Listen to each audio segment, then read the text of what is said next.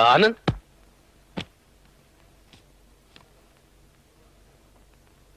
Sir ತಗೋ ನಿನ್ 1 ತಿಂಗಳ ಸಂಬಳ.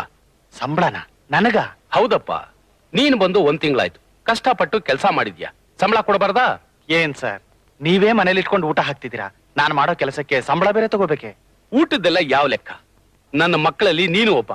ತಗೋ. ನೋಡು, ಕೈಗೆ ಹಣ ಸಿಕ್ತು ಅಂತ ಸಿನಿಮಾ, ನಾಟಕ, ಬೀಡಿ, ಸಿಗರೇಟು ಅಂತ ಖರ್ಚು ಮಾಡ್ಬೇಡ. ಖರ್ಚು ಮಾಡೋದೇನೋ ಸುಲಭ, ಆದ್ರೆ ಸಂಪಾದನೆ ಮಾಡೋದು ಕಷ್ಟ. ಹಣ ಉಳಿಸಿ ಕೂಡಿಟ್ಕೋಬೇಕು, ಕಷ್ಟ ಕಾಲಕ್ಕೆ ಬೇಕಾಗತ್ತಪ್ಪ. ಇದ್ರಲ್ಲಿ 3,000 ರೂಪಾಯಿ ಇದೆ, 500 ರೂಪಾಯಿ ಅವನಿಗೆ ಟಿಪ್ಸ್. 500 ರೂಪಾಯಿ ಟಿಪ್ಸಾ? ನೋಡು ಫ್ರೆಂಡ್, ದುಡ್ಡಿರೋದು ಯಾತಕ್ಕೆ? ಮಜಾ ಮಾಡೋಕೆ. ನಾವು ಮಜಾ ಮಾಡ್ತಿದ್ದೀವಿ, ನಮ್ಮ ಹೆಸರಲ್ಲಿ ಅವನು ಮಜಾ ಮಾಡ್ಲಿ ಬಿಡು. ಕೊಡು. ಏನಪ್ಪ, ಯಾಕೆ ಹಾಗೆ ನೋಡ್ತಿದ್ಯಾ? ಯಾವತ್ತು ಹಣ ನೋಡಿರ್ಲಿಲ್ವಾ?